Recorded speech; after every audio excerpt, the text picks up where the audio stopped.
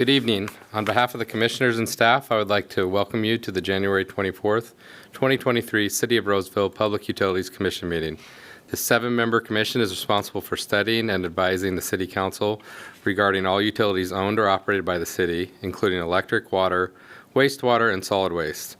The Public Utilities Commission advises the City Council regarding planning, rates, public information, cable television franchises, and other matters relating to such enterprises, and may also hear citizen complaints as to operations or rates. The Public Utilities Commission also advises City Council regarding the activities of such joint power agencies as the city may be a member of or which relate to such utility enterprises. At this time, I would like to ask everyone to please put your electronic devices on silent. The first item is roll call. Lynn, can you please call the roll? Sure. Commissioner Bilski? Here.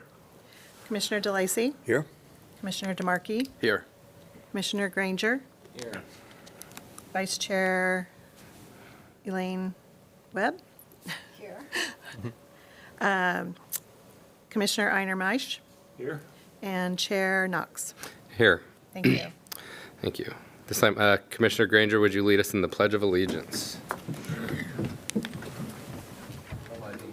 To the flag of the United States of America and to the republic for which it stands, One nation, under God, indivisible, with liberty and justice for all. All right. Item 4 on the agenda is public comments. This item is for anyone who would like to address the commission on any item that is not on tonight's agenda. When addressing the commission, please state your first and last name for the record. Okay. Next item on the agenda is the approval of the November 22nd, 2022 meeting minutes. Would anyone like to make a motion? Motion. Second. Second. All those in favor say aye. Aye. Any opposed?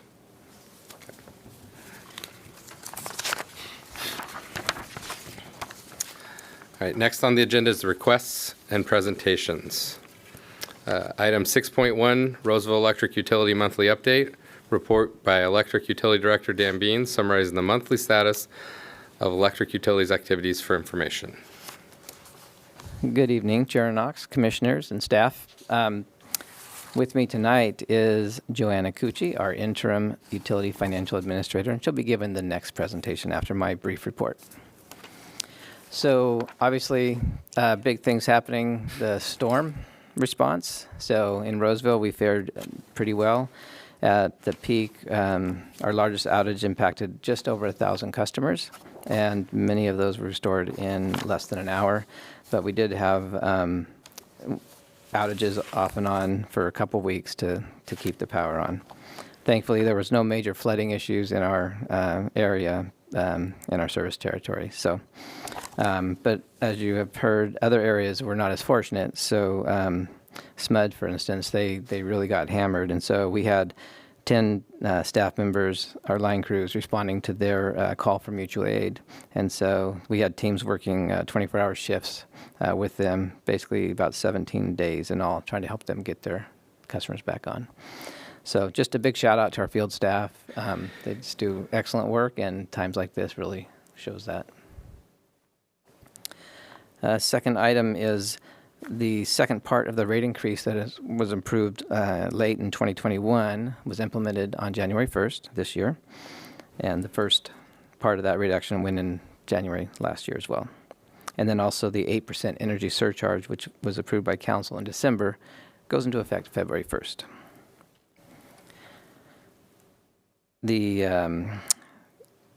This week or last week, council member Rakucci and some of our staff, including myself, went to NCPA's, Northern California Power Agency's annual Strategic Initiatives Conference in Sacramento.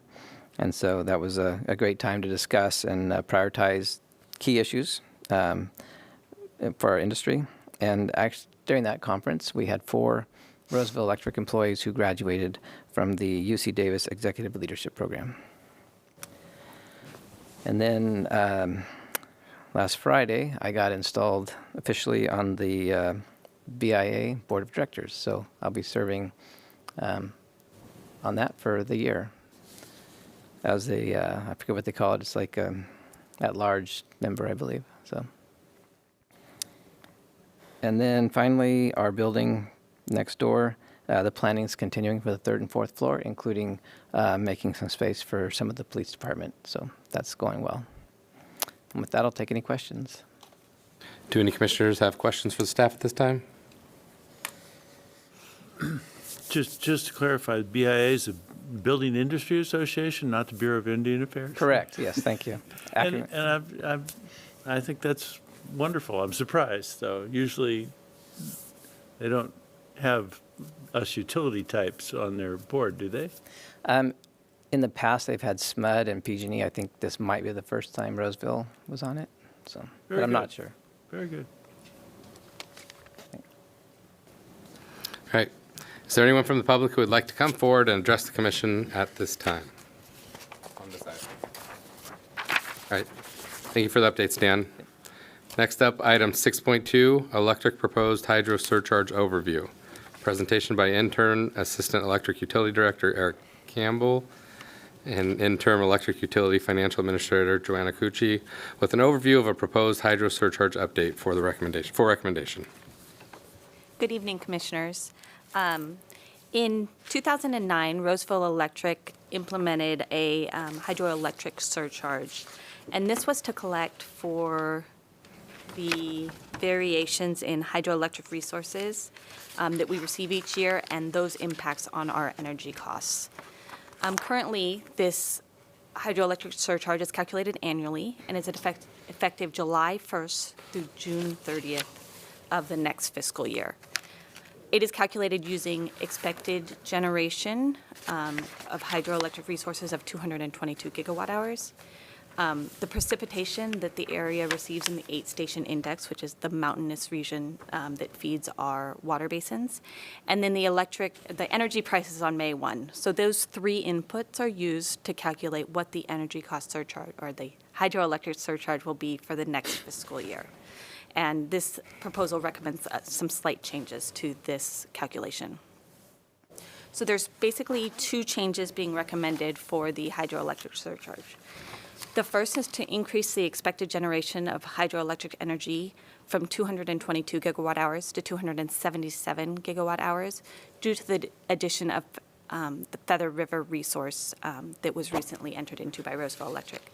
And then the second part of the proposal is to update the calculation to use forecasted hydroelectric generation as of May 1 instead of precipitation received in the 8-station index. And I'll walk through each piece of that proposal. So starting with the Feather River change, Roseville Electric recently entered into a power purchase agreement for 55 gigawatt hours of annual generation from the Feather River project. This is a 10-year PPA with an automatic extension of 10 additional years. This is based on a purchase power agreement with NCPA. So we're basically would be updating the code language to read instead of annual expected energy from precipitation as 222 gigawatt hours, it would change to 277, and that's just due to the addition of additional resources. So that would be the first recommended change to this rate. The second change we're proposing to this rate deals with using precipitation versus hydroelectric generation as a variable in the calculation. Historically, and when the rate was developed, precipitation closely mirrored the hydroelectric energy generation that we would receive in the next year. However, beginning in 2017, the relationship between the precipitation in the 8-station index and the hydroelectric generation we received at the City of Roseville has weakened. It hasn't maintained its relationship. And as we see longer-term droughts occur, a single year of precipitation does not necessarily improve the hydroelectric generation that the city is going to see. Therefore, the use of precipitation as a leading indicator to predict hydroelectric generation is no longer accurate for our organization, and it's either resulting in overcollection or undercollection of costs for these resources. So looking historically, this is a relationship between precipitation, which is the blue line, and the deliveries that the utility receives in the following fiscal year. So it's a slight shift. And then what we expect is the 100% line. So as you can see, in the early part of the 2000s, those lines moved in the same direction largely, were kind of close to each other. However, beginning in 2017 and beyond, they've moved in opposite directions, sometimes in the same direction, and sometimes just very varied between how much rain we got and how much hydroelectric generation we received. Especially, we saw a lot of variation in 2018, 2019, 2021, and then 2023, the directions changed. We got more precipitation and less generation. So we just started to see that relationship fall apart, and so we were recommending the change in how this is calculated. The result of this variation means that sometimes we're under-collecting for how much precipitation and therefore generation we receive, and sometimes we're over-collecting. So we wanted to make sure that those match up with the cost causation of deliveries from hydro generation. So the electric department receives hydroelectric generation forecasts monthly from WAPA at the federal government and NCPA. These delivery forecasts are based on reservoir levels and other hydroelectric generation constraints, so more than precipitation that we currently use. So our proposal is to use the hydroelectric generation forecast as of May 1 of each year to calculate the hydroelectric surcharge, which would replace precipitation in the 8-station index in the calculation.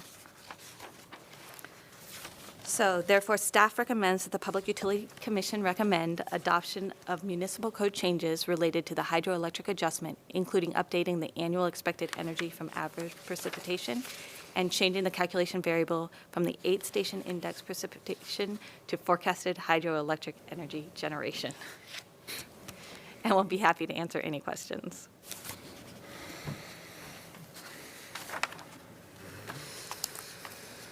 Number one question, why the change in 2017? Why are they holding back if the water's there? Isn't there a certain amount of volume of water that can be used to turn turbines, or is it for flood control purposes? So there's a number of reasons that could have changed. Multi-year droughts would change that a lot, so we can get a lot of precipitation and our reservoirs could still be very low in the next year if largely it's soaking into the ground instead of running into reservoirs. The same thing, last year we actually had a lot of precipitation last water year. However, it melted very early. We got it in October and November. The snowpack melted very early, and it meant that our reservoirs were lower even though the water was high. And then, yeah, there are changes in operations of the reservoirs. So there's a number of things can impact our hydroelectric generation. Some of it is possibly political. A lot of it is just environmental as well. Thanks. Aren't they forecasting a higher or snow melt later in the year than certainly last year? I believe that's true, yes. And isn't there also an issue of the amount of water in the snow? There's like wet snow and dry snow, so snow melt isn't necessarily a, accurate measure or not? So the 8-station index precipitation is what falls, is what it's measuring, not necessarily snowpack. So it's basically when it falls is when it counts towards the 8-station index precipitation. So whether it's wet or dry, that doesn't factor into the precipitation inches, basically. Okay. And I keep hearing kind of almost interchangeably used. I don't know if this is an error on the behalf of the people who are saying it, but I'll hear 100% of normal and I'll hear 100% of average. And then I'm always confused then. Is normal gone? Is now we're just measuring in terms of average for a particular time of the year, or? So we do tend to use that interchangeably. Our normal and our average precipitation, if you were to use that for the 8-station index, is 52 inches. So that's a 50-year normal, and we call it also interchangeably the 50-year average. All right. Is there anyone from the public who would like to come forward and address the commission on this item? All right. We will close public comment, and I would ask for a motion of recommending the approval or denial of the electric proposed hydro surcharge to City Council. I'd like to move that we recommend to the council the proposal as placed by our electric utility. Second. All right. All those in favor say aye. Aye. Any opposed or abstentions? Thank you, Joanna.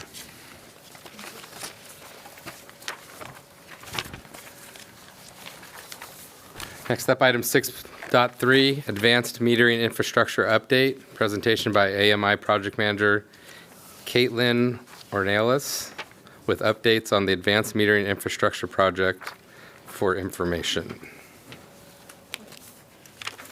Knox, Commissioners, Eric Campbell, as Interim Assistant Utility Director. I'm going to kick this off real quick with an introduction of Caitlin. We're going to be out in the community in the next couple of months actually installing the AMI meters, and we thought it was a good time to get in front of you and give you an update on the project, kind of where we've been, what the road ahead looks like, some changes that we've had on the project, and just kind of overall prep you for what's ahead for us. So with that, I'm going to introduce you to Caitlin. Wonderful. Good evening. My name is Caitlin Ornelas. I am the AMI Project Manager for the City of Roseville. So I'm pleased to have this opportunity to walk through and give you a great update as to where we're at with our project. We've been working on this for a while. So if we can get started, I want to, before we get into really the status update, I did want to provide an overview of what AMI is and the value that we see for the city long term. So the Advanced Metering Infrastructure AMI project is a joint multi-year project with both our electric and water utilities to modernize our metering infrastructure. So that is one of the primary components to the project. This new infrastructure includes advanced meters, which will wirelessly send readings and important service information to both our water and electric utilities.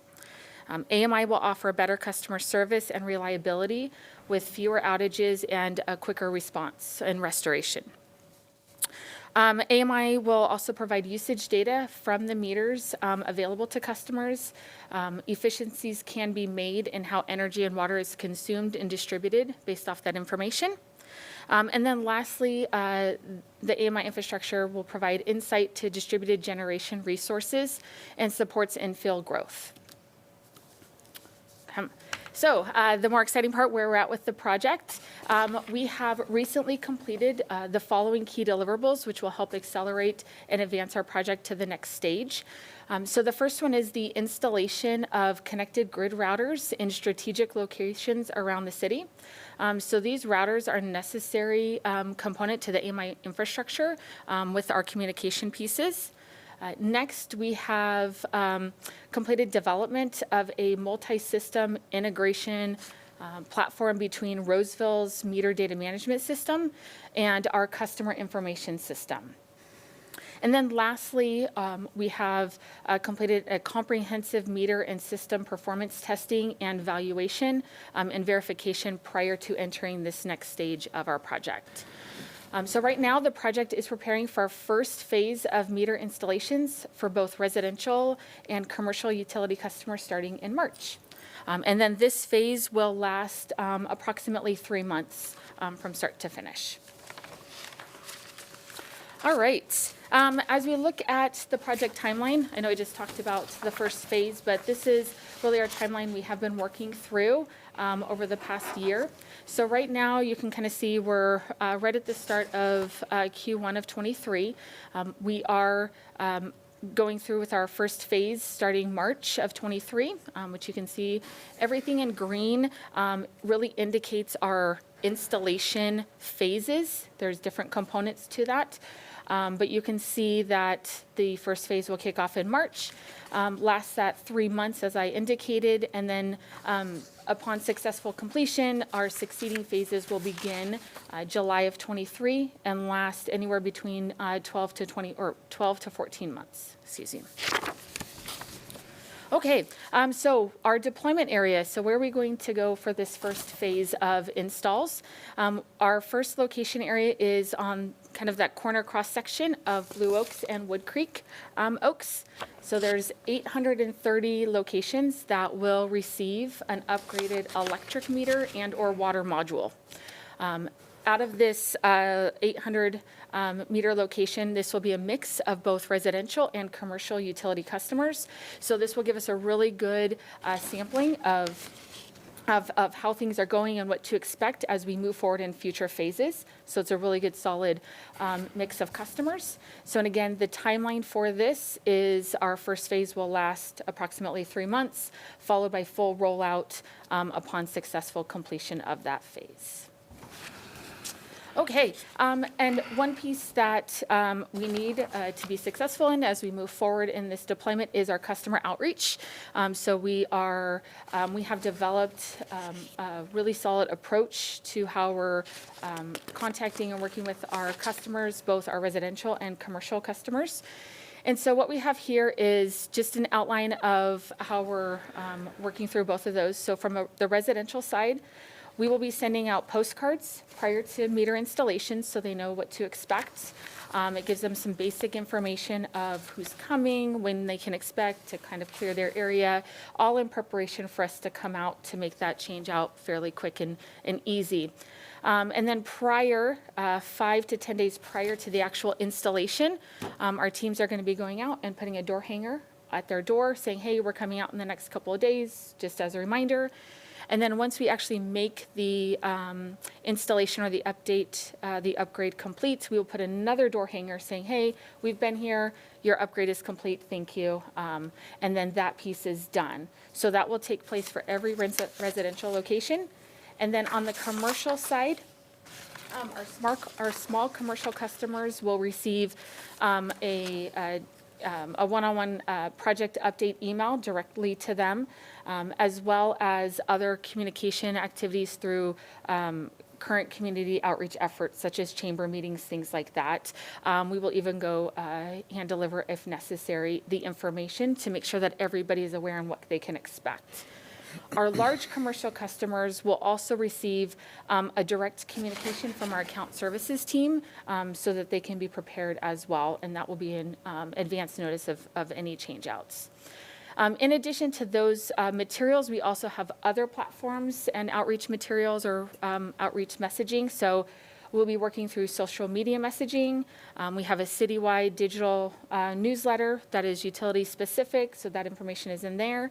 We have a project website that is in place right now and is available and accessible, which does include some basic information about the project, as well as we'll have some mapping features on there so customers can go on and see when they can expect their location to receive an upgrade. And then lastly, we can host and we'll host virtual town hall type meetings just to make sure that if there's any questions, we can get those taken care of and answered.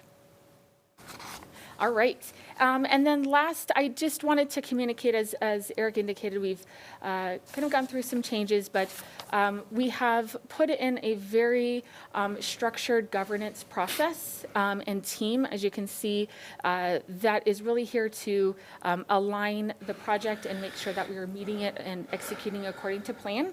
So you can see everything starts at the City Council and will work its way down.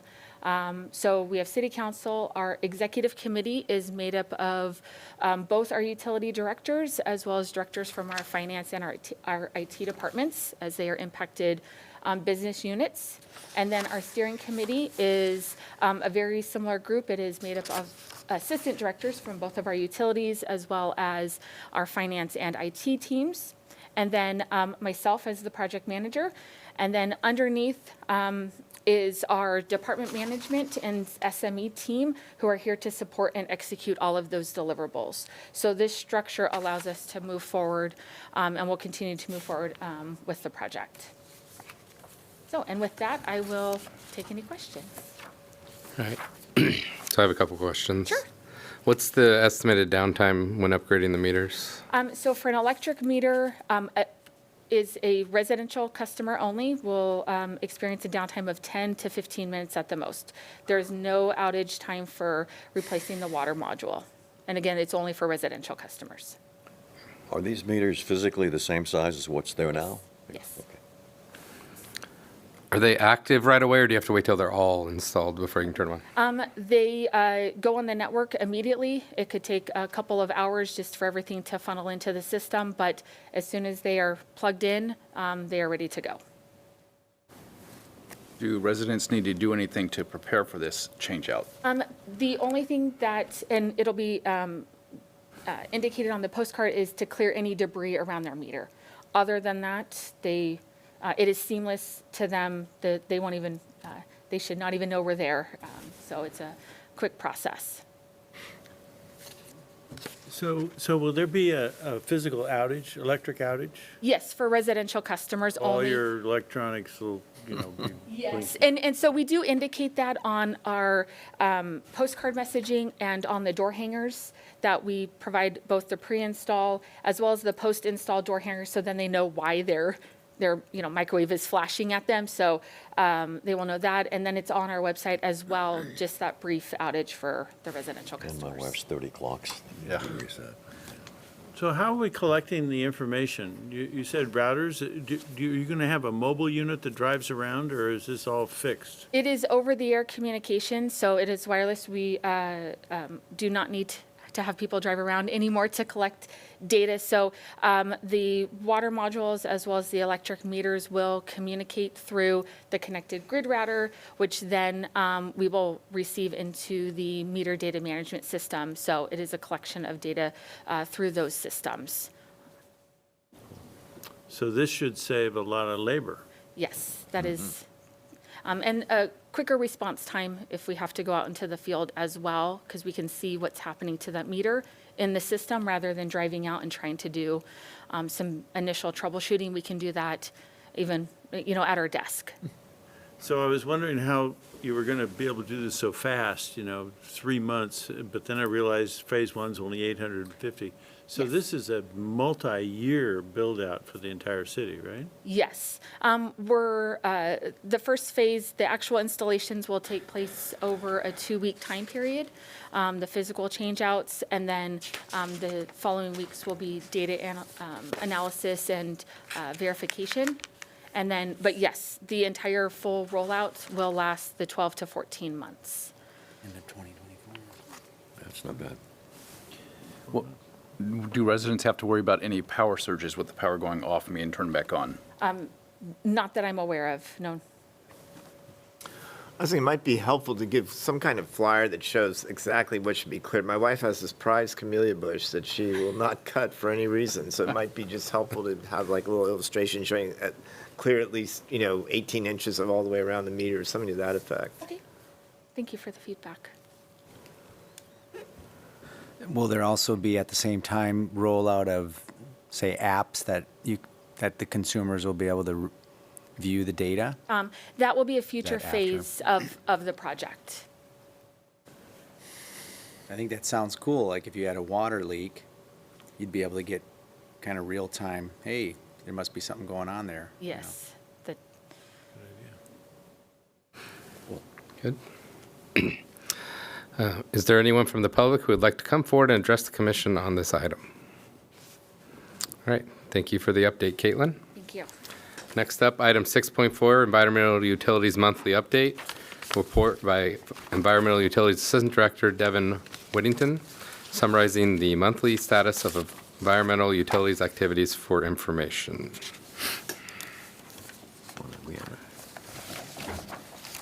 Good evening, Commissioners. So this update will be somewhat brief, but somewhat long at the same time. So the month of January was an exciting month for us. The precipitation was kind of our record levels for this time of year. So we experienced both some positive things and some damage to our system that we had to repair relatively quickly.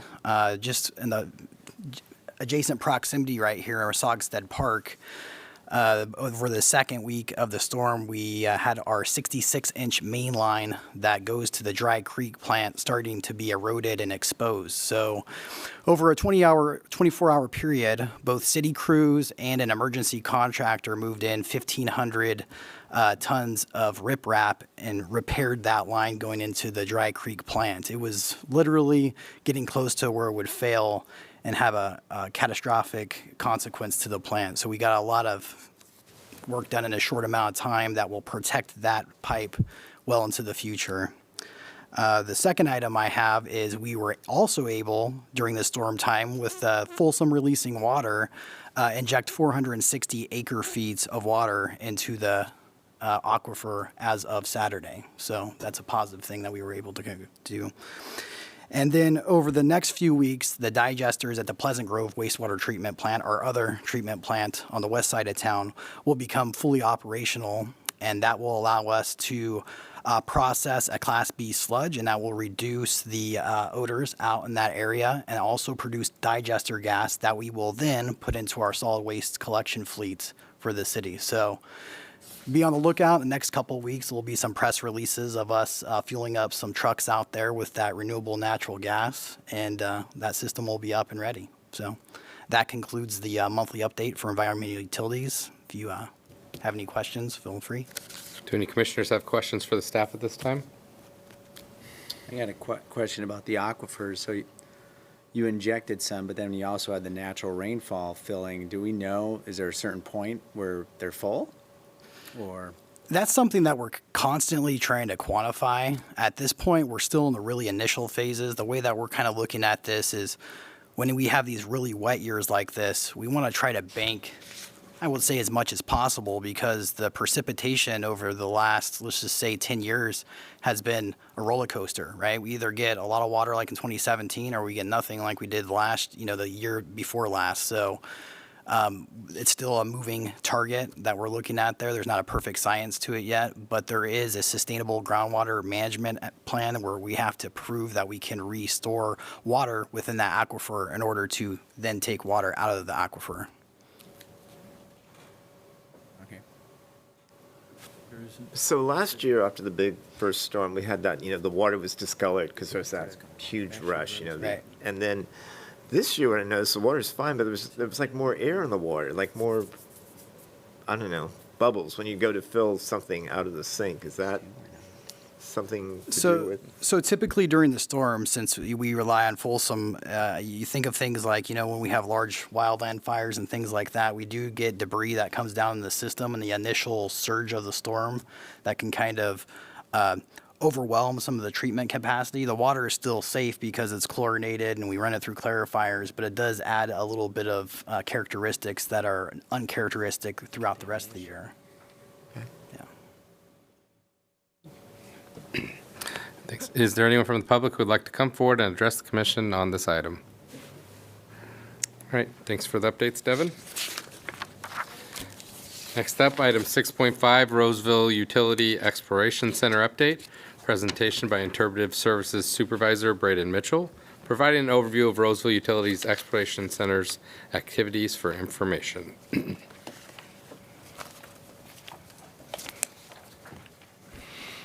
All right. Well, thank you all very much for allowing me to come in and give you our annual update from the Utility Exploration Center. I'm going to be covering some of the programs, some of the things that we've been doing over the last year, as well as some of the projects that we have that we're working towards into the future. For anybody that has never been to the Utility Exploration Center, we are an environmental learning center focused on our utilities. We do that through a partnership with Roseville Electric Utility and Environmental Utilities. We've been in operation since 2008. And we're co-located out with the Martha Riley Library in Mahaney Park. And so if you haven't been there yet, come on out and visit us. So first up, I just wanted to give you a quick overview of what I'm going to present to you guys tonight. I'd love to go through our school programming, starting with our K-5 programs, rolling into how we're doing on developing our middle school, our 6th through 8th grade programs, and of course highlighting our most recent field day, career day with our local high school students, which was last October. I'll give a brief kind of update on our workshops and how they're doing, talk about a new program that we launched this last year, our League of Explorers, give a short update again on our exhibit project, and I gotta do it. I'm gonna wrap up with some amazing pictures from our big truck summer that we held live in person this last year. We were just so excited to be back and live in person. So let's go ahead and dive in.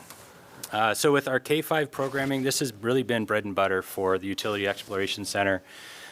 We've made a lot of changes during our kind of COVID closures, and what we're seeing now is we're starting to see people come back to our center programming.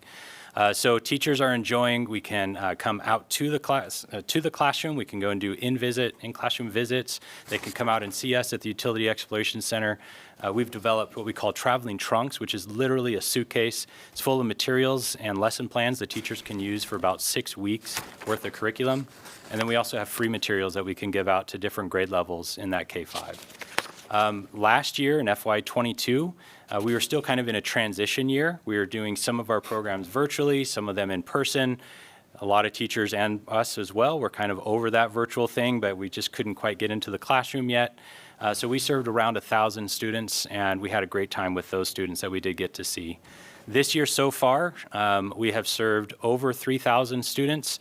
The number that's on the screen is actually a little bit low. We're projecting to serve at least 5,000 this year with who we've served plus who we already have booked, teachers that have reached out and asked for a tour in some form or fashion. So right now we're sitting at 5,056 students that by the end of this fiscal year we will have served through our K-5 programming. One big section of that is an initiative that we partnered with Roseville Electric Utility for Public Power Week, which is, again, that first week in October. We worked with them to develop these magnet kits that we presented to every single third grade teacher here in Roseville. So that went out to about 75 teachers. That reached roughly 1,627 students. And these kits were a great resource for those teachers. They didn't have to reach into their pockets to buy these materials. And these were coupled with custom lesson plans that my team wrote to talk about magnetism at that third grade level and how that kind of relates and start getting them thinking about power generation and kind of some of those overlaps there. So again, that was a great resource for us with that partnership with Electric and also worked as a way of getting the word out that we have other great resources for these school teachers. So that's kind of our K-5 programming, and now we'll move into middle school. So when I last presented to you guys in February last year, we were just getting ready to kick off this project, which we started in March of 22, where we wanted to develop 6th through 8th grade. That's middle school programming. So we had a contractor come on and we did a deep dive into NGSS, which is Next Generation Science Standards. We looked at utility messaging. We looked at the current curriculum that Roseville is using, and we put together some plans, some packages to have a great experience for all 3 of those grades. We are getting ready to pilot our first program next week, actually. So we just did a staff training last week, and we're going to be out in the classroom. We're starting with 8th grade, and then 7th grade, and then 6th grade with that pilot program. So over the next 3 months, my team's going to be very busy getting out, seeing how those programs actually work, and then, of course, collecting a lot of feedback from those teachers, those pilot teachers, and those students. Our goal is, after this pilot program, that we're going to be able to make any adjustments that they point out and then roll that out completely for every middle school teacher and student to participate in next school year, or as many as we can accommodate. So I'll do a little bit of a dive into those programs and kind of explain what we're thinking about. So overall, with each 6th, 7th, and 8th grade, it's kind of a 3-part process for those programs. The first section is a self-guided component that the teachers can use in the classroom at on their own time frame, and talking about whatever that main component is, that education piece. The second part of the program is where my staff will go out and go into the classroom and do some experiments or activities with the students, or we'll take them to another location and again, walk through some experiments with those students. And then the third piece is a take action piece, where the students then take the learning that they've done and cumulatively then produce something back to the general public or their peers at their school. So on the left side of the screen, that's our 6th grade curriculum, which is all about the water story. So we're going to actually take these students out to Folsom Lake and immerse them, not in the lake, but in the environment, so they can get to know where their water comes from and really kind of understand, some of those challenges to our water, right? So we're talking about water quality, we're talking about water conservation, we're going to look at, changes over the years. We have water testing that they'll be doing out there. And then their culmination project is out of their learning, they're going to create a poster to be able to put up hopefully on their school campuses to share some other ways that their fellow students can conserve water and kind of help make a difference. That middle section there, that's our 7th grade program, and that's all about food waste. So that one's kind of tied with SB 1383. and that's talking about that food waste initiative. And so we're going to be able to compare and contrast what happens to food when we use it in a compost or buried in a landfill. It's tied in perfectly with 7th grade, looking at molecules and gases and those kind of experiments. So we'll do that in the classroom. We'll get them to kind of understand the pros and cons there. And then their kind of take action project is going to be to create a social media post talking about what they learned and some of those steps that they can do and suggest to, help kind of divert that food waste out of the landfill. And then in 8th grade, that's all about energy. So we're focusing on energy sources, and that one's tied to SB 100 and that carbon reduction initiative out by the state. And so we're looking at how energy is created, what are some pros and cons to all those variety of ways that we can create energy, and what is that answer? What is that solution? We're going to take a deep dive with the students into solar. We're going to build solar boats with those students on one day, and a second day we're going to come back and we're going to have them race those boats, and we're going to have a big competition and prizes, the whole thing. And then out of that, then they're going to really hopefully be able to understand some of those pros and cons with solar. We'll talk about, what is that as far as energy generation? Is it a single source that's going to, move into the future? Is it a multi-source? And we're going to be able to hear from them what some of their thinking is after all these experiments. Their Take Action project, they are going to then hopefully wander around their campus, guided, not completely on their own, and look for some ways to conserve energy on their campus. They'll do an energy audit, and then they'll write that up, send that back into the UEC.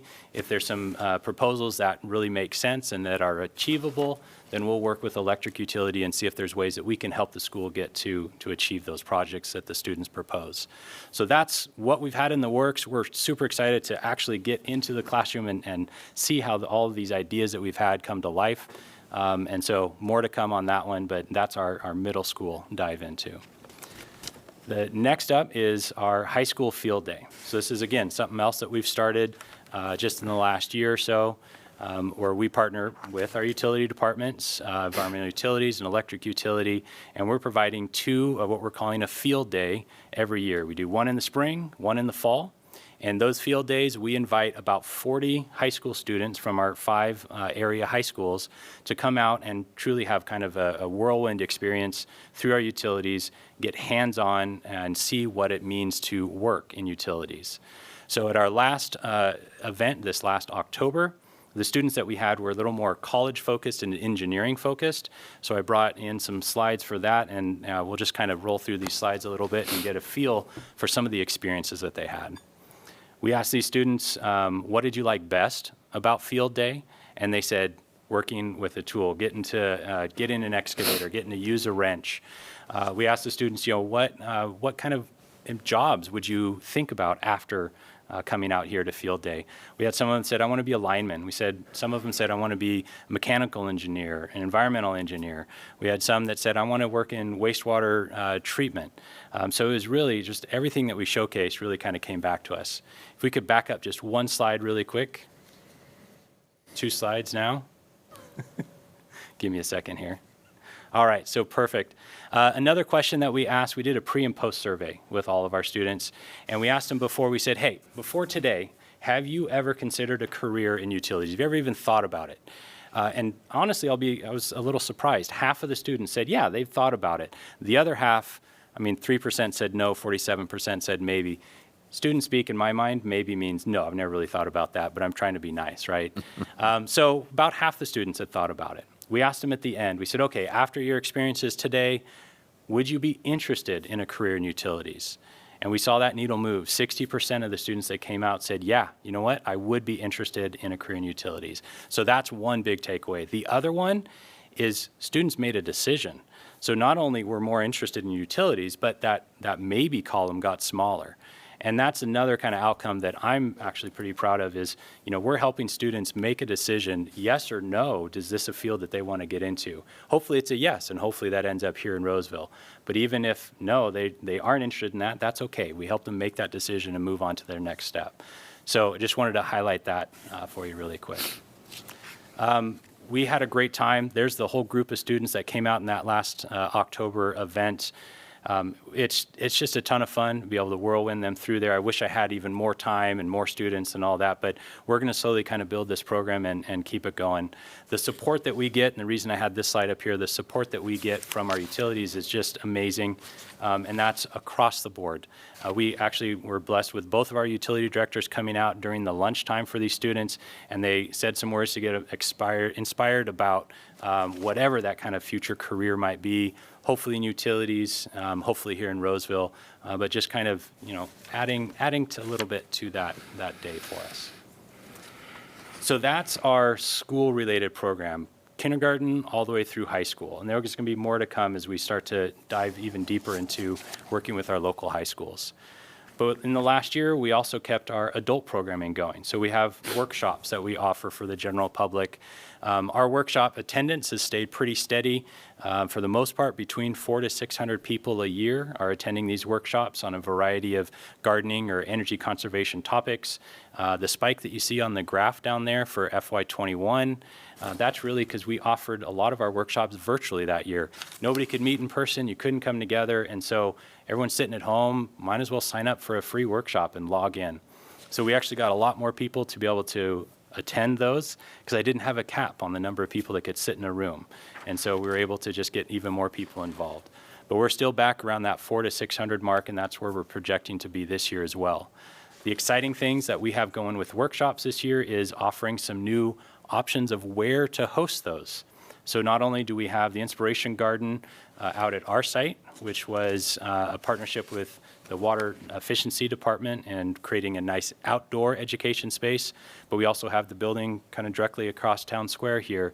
That first floor is a great conference room, and we've been able to offer some workshops on solar, on energy efficiency topics over there as well. So it's nice to be able to spread around the city and reach into different neighborhoods and get folks to come out and participate in those education opportunities. Next up is our League of Explorers program. This was another one that we launched last year. This launched in July of 22. This program is targeted at 5 to 12-year-olds. It's a free program. Really, we're targeting that age range because it's kind of that reading, writing level. We give out activity books every month that are aligned with different utility topics. It changes month over month. I come from a natural resource background, so I'm always thinking about national parks and the Junior Ranger program. So for me, this is kind of reminiscent of that. So they come in every month, they get a new booklet, they have activities they can do at home with their parents, real basic stuff. You can find all the parts and pieces around your house. You don't even have to go out and buy anything. And then once a month, we have what we call a live lab. It's a hands-on activity lab where we invite those students in and they get to do some experiments with us, with stuff maybe they don't have lying around the house. And we can really do a better kind of deep dive into some of those topics. We've handed out well over 1,000 of those books. We hand out about 100 to 150 each month. And our live labs have been full every month. And we're trying to figure out how we can offer a second edition of those live labs or something else. So we're kind of playing around with that. But the great thing is, again, this launched in July. It's now January. And we're starting to see a good cohort of students that are coming back month after month and really kind of look forward to that next book that comes out. So it's great. We have a lot of fun with them. The staff just absolutely love seeing those kids come in too. Next up is our exhibit overhaul. So again, when I was last year back in February, this was kind of just taking off with our design component of our exhibits. We finalized the design. We received that in September of this last year. That came from, we were working with BART Expedition Designs. So I'm extremely excited about the design and where we're at with that. Shortly after receiving that finalized design, we put together an RFP for the fabrication portion of the project. We got that out. We got some amazing proposals back with that RFP. We're currently under contract negotiations. We've gone through interviews. We've selected a firm. We're in negotiations, figuring out all the paperwork, pulling all that together. And we are hoping to have a package prepared for council in the very near future so we can actually start into that fabrication component. I did bring in some images. I just kind of want to roll through these so that you can get a feel for what some of that design work is and what we're really excited about. Really, this is going to open up. It's going to change a lot of the view sheds here in our center. We're able to touch basically every square inch of our little space out there near the library. And it's going to highlight our utilities and be able to see not only those utilities individually as you move around the room, but we have a great map in the center that's going to overlay all those utilities so you can see how they all work together. We still have our green home component, so we can talk about what folks can do in the home that also interacts with those utilities and some things that they can take away and do at home. And then finally, I had to do it. I wanted to bring in some great pictures from our Big Truck Summer. This is an event that we absolutely love.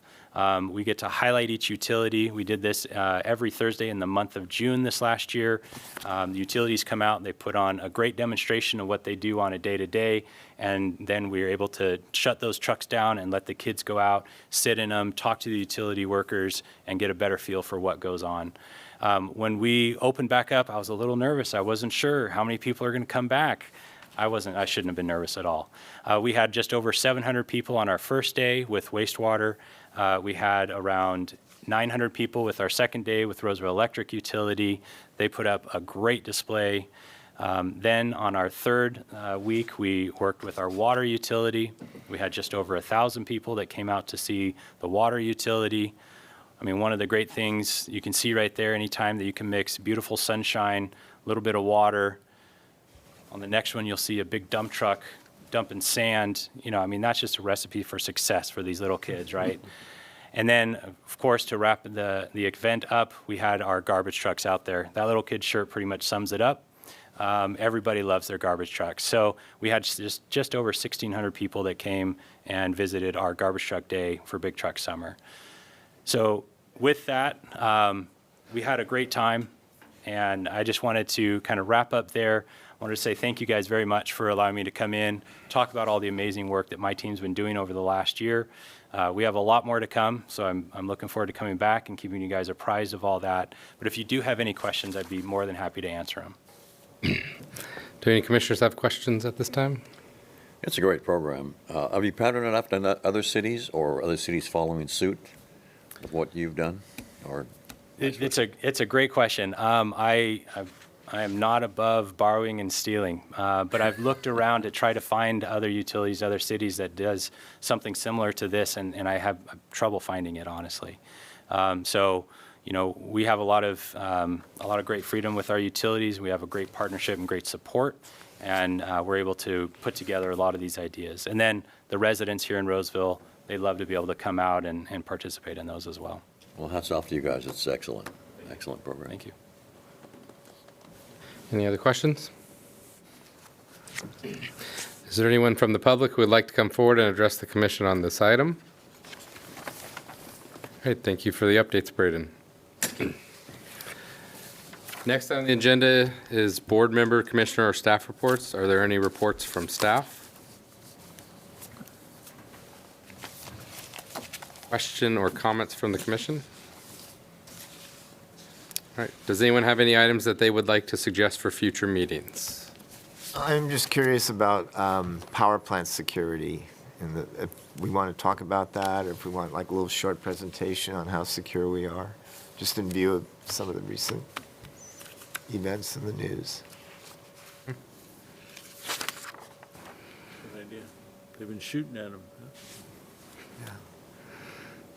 Anyone else?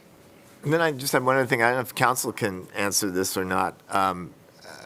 We're responsible for cable franchises, but cable's kind of going away in a way. And I send consolidated $80 every month so that I can have, internet access, phone, and access to television. Could we become an ISP provider? Is that something within our... I probably should have read the city charter and all the regs and so forth and so on, but is that something that we could explore? Is it something we'd want to do? Because I'd rather send... I'm sure the city wouldn't charge me $80, so I'd rather send the money to the city every month than to sending it to Consolidated. But anyway, just a thought.